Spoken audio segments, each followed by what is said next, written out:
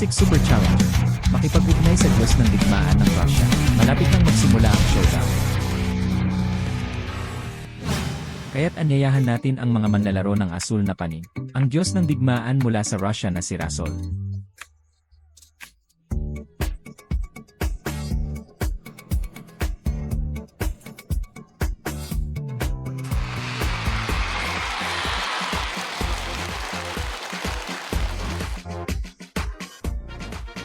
Ang Russia ay isang bansang nakikipaglaban.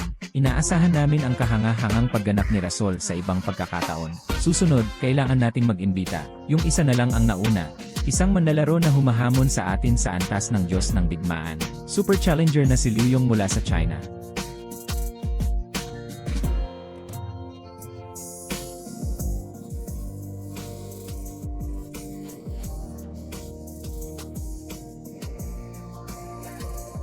Ngayon ay nasa pwesto na ang dalawang manlalaro. Susunod, tingnan natin ang kanilang record at ang kanilang kalagayan. Ang blue player na si Rasol ay 25 taong gulang mula sa Russia. Taas 173 cm.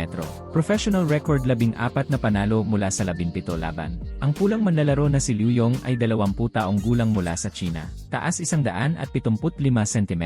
Professional na record, 20 laban, 15 panalo, 3 loss. Ngunit ang referee na si Ila Like ang namamahala sa larong ito. Ito ay isang 65 kilo quarterfinals assassination battle. Pulang manlalaro na si Liu Yong, ang asul na bahagi ay si Rasol. Lumapit ang dalawa at pumasok sa entablado ng tukso. Sa totoo lang, hindi pa rin sila nag-aaway. Higit pa sa isang mababang pagwawalis ng ilang mga binti sa harap, o ang gitnang pagwawalis ng harap na binti. Umabot na sa 30 segundo ang oras. Mas mainat pa rin ang dalawa, lahat sa harap ng mga binti. Ang dalawang taong ito, tumalikod at sipain ang iyong mga binti, lalo na ang bilis. Alam mo, nandito lang talaga ang dalawang taong ito. Si Liu Yong ang nagtaas ng kamay na yon.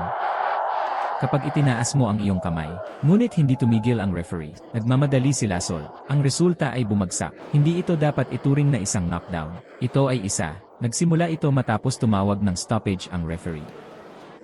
Ito ay isang hindi pagkakaunawaan. Patuloy pa rin ang laro sa pagitan ng dalawang panig. Matapos ang isang suntok mula sa harap na kamay ni Rasol, tinapos niya ang distansya at niyakap si Liu Yong. Pagkatapos ay sinamantala ni Liu Yong ang sitwasyon at nahulog. Ngunit hindi ito gumana. Mas maingat pa rin, sinimulan ni Rasol, kapag nais mong samantalahin ang pagkakataong ito upang magmadali. Nalaman ko na napakabigat ng suntok ni Liu Yong, kaya't dapat kang maging maingat. Liu Yong, isang batang manlalaro ng China. Ito rin ay para sa kabilang partido. Maliliit na hindi maingat na paggalaw. Nagpapahiwatig ng kawalan ng pasensya. Si Liu Yong ay isang backpedal din ngayon. Bumalik sa kulay. Ngunit tumalikod si Liu Yong at nagpedal. Medyo malayo pa, at hindi na mawawala ang iba pang mga pagkilos. Unang-una, mahirap ay hit ang kalaban. Kahit na tumama ito sa kalaban, mahirap din magkaroon ng isang napaka-epektibong pagpatay. Ito ay hindi gaanong nakamamatay. Kanan, pagkatapos ay si Liu Yong na ito ay ngayon ay hahawak sa harap na kamay na ito ng mas mataas. Ilang beses na si Rasol, isa pang pag-ikot at pag-kickback. Ginamit lang ni Rasol ang kanyang backhand straight punch ng 2 beses sa isang hilera. Ito ay direkta ang pendulum na may isang malaking kamay sa likuran. Direktang atakehin ang Liu Yong na ito. Nakikita mo ang isa pang kaliwang kamay sa panig ng pagtatanggol na ito. Ito ay isang paraan para maging mas malakas ang dalawang tao. Sinimulan ni Liu Yong ang pag-aayos. At pagkatapos ay sa gitna, hiniram ni Rasol. Ihagis si Liu Yong sa lupa. Isang pag-ikot at pag-ugoy lamang. Tumingin ka ulit kay Rasol. Ang flat hook ng front hand straight punch at ang likod na kamay. Sa kanyang likod na suntok, ang katawan ay napipilitan. Kapag natamaan na ito, lalo na ang lakas. 4 o 5 beses na itong ginawa ni Rasol sa isang hilera. Gamitin ang front hand tuwid suntok ang flat hook ng likod kamay. Pagkatapos ay direktang pindutin ang hook. Niyakap ko ito. Pagkatapos ay direktang itulak ang iyong mga tuhod pataas. Nagpalitan ng kamao ang dalawa. Nagpalitan ng kamao ang dalawa at nag-away ng mahigpit. Ngunit sa pagkakataong ito ay magbago ang mga kamao.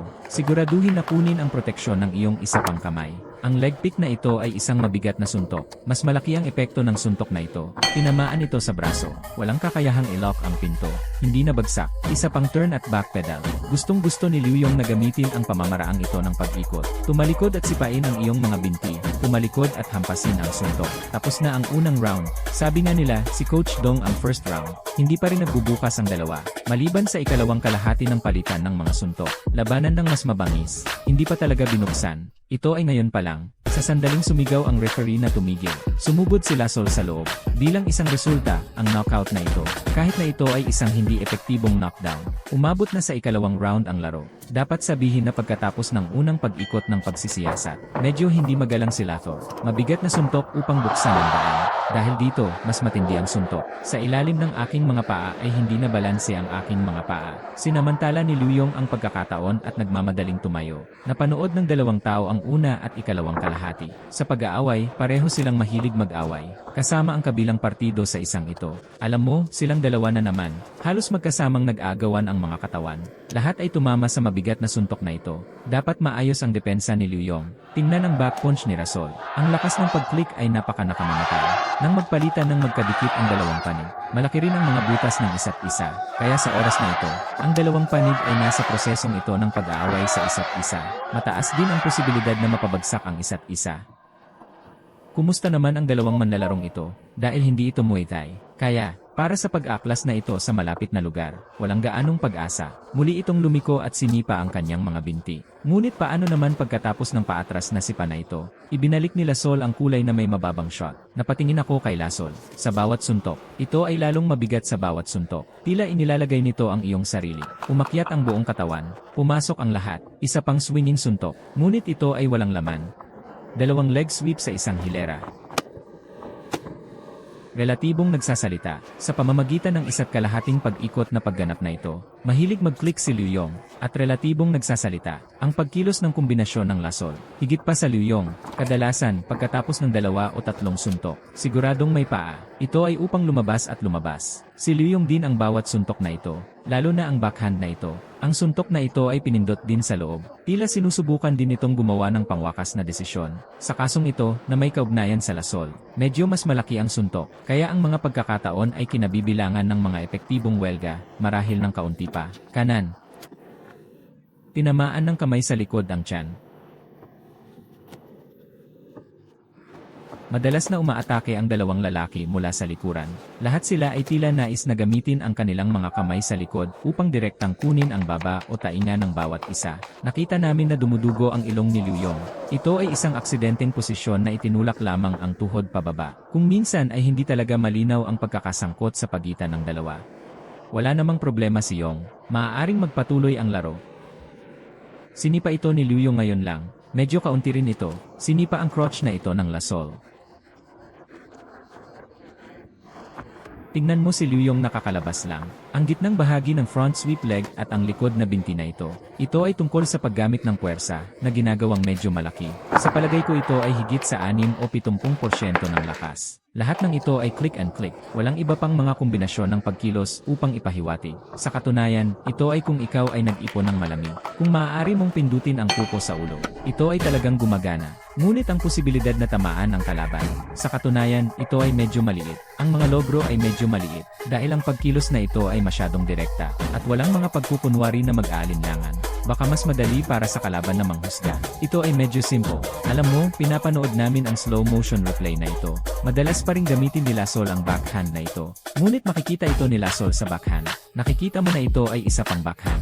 Masasabing ang backhand heavy punch na ito ang kanyang espesyalidad. Ngunit hindi lamang siya ang may parehong backhand. Sa oras na ito kapag ang kamay sa likod ay ang pangunahing isa. Marami pang ibang kilos. Kasama na rito ang mababang pagwawalis ng mga paa sa harap at pag-aayos ng kamay at ang backhand ni Russell habang nagtatapon ng mga suntok. Napakalalim ng kanyang ulo. Protektahan lamang ang iyong panga. Ito ay napakahusay na protektado at ang katawan ay nag-ipit ng husto. Ito ang butas ng pagtatanggol. Maaari kang mawalan ng timbang ng malaki. Magandang ikatlong round tiebreaker sa pagitan ng dalawang panig. Isara ang pagkakasangkot. Naglalaman ng isang rear pedal para sa Lasol. Gumawa ng mga pagsisikap. Ang dalawang manlalaro na ito ay nasa larong ito. Mas kapaki-pakinabang ang pamamaraan ng pag-ikot. Medyo malakas ang saklaw ng welga. Nang tumalikod si Liu Yong, kasama sa tempo na ito ang kontrol sa distansya. Medyo kulang pa rin. Mas nagbabago pa rin si Rasol sa pag-atake. Mayroong parehong mga suntok sa tiyan at mga suntok sa ulo. Ito ay pagkatapos ng pagpasok. Sinamantala ni Lasol ang pose na ito. tuktok na tuhod na nakabalot sa tuktok na tuhod. Direktang sinamantala ang sitwasyon para pigilan si Liu Yong at pabagsakin siya. Magandang front hand flat hook, isa pang backhand swing punch. Ang dalawang backhand na ito ay naglaro ng napakalakas. Ang katawan ay nagpipilit sa loob, sumusulong ang katawan. Ito na naman ang kamay sa likod. Nakikita mo, kung mayroong isang backhand. Kung sinabi ni Liu Yong na hindi siya umatras, sa harap ng aking kamay, hindi ako umatras. Pagkatapos ay susunod kong ibalot ang aking leg sa aking tuktok na tuhod. Kung ako ay umatras, agad na sumunod ang aking mga paa sa harap. Tulad ng isang tatlong-dimensional na suntok, ang kanang lateral side ng kalaban at ang kaliwang medial side ng kalaban. Magkakaroon ng mga pag-atake mula sa iba't ibang mga anggulo. Maaari itong makita. Sinuntok nila Sol ang kanyang sarili ng husto. Napakatiwala pa rin. Ang dalas ng paggamit ay napakataas. Gamitin ang ganitong uri ng backhand ng madalas. Ang kamay sa likod ay nakabalot sa tuktok na tuhod. Hinawakan ng kamay sa likod ang front sweep. Malinaw na malapit ang relasyon ng dalawang manlalaro. Hindi gaanong interesado. Hindi tulad ng mga manlalaro ng Thailand. Labanan ang malapit na panloob na pagkubkob. Napaka-umaasa. Ang magkabilang panig ay maaaring magkaroon ng mas kaunting pagsasanay sa larangang ito. Matapos maging malapit sa isa't isa, hindi ko natagpuan ang alinman sa mga panig. Ito ay upang gawin ito ng may kamalayan. Ang pagkilos ng pag-alis ng distansya hanggang sa tuktok na tuhod. Kanan, ang dalawang manlalaro na ito ng sabay-sabay. Dahil mas gusto ko ang ganitong uri ng suntok at sipa. Kaya ang buong opensiba at pagtatanggol na aksyon. Ang dalas ng pag-atake at pagtatanggol ay medyo mataas. Alam mo, isa pang hanay ng mga maliliit na suntok ngayon lang. May 30 segundo na natitira sa larong ito. Mahusay na patuloy na pag-aaway ng kamao. Ang dalawang taong ito ay nasa loob. Panahon na para mag-ipon ng mababang. Direktang isa upang harapin. Ang pangatlong pagkakataon ay nang magwalis si Liu Yong ng mababa matapos lumabas. Kinuha ni Rasol. 1-0 segundo. Patuloy na pakikipaglaban.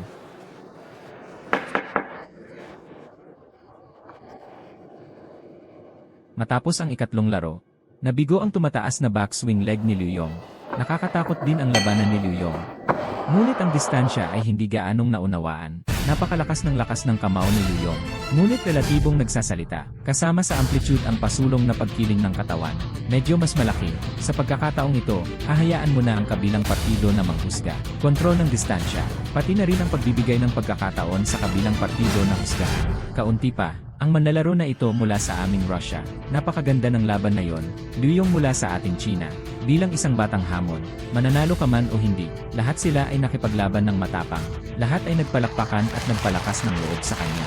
Ano kaya ang magiging resulta ng round na ito? Hukom Yeri, 1-27 tandang bawas 30. Hukom Yeri, 2-27 tandang bawas 30. Hukom Yeri, 3-27 tandang bawas 30. Ang huling resulta, nanalo ang asul na panig. Binabati ka namin. Ang manlalaro na ito mula sa Russia. Bayani talaga siya.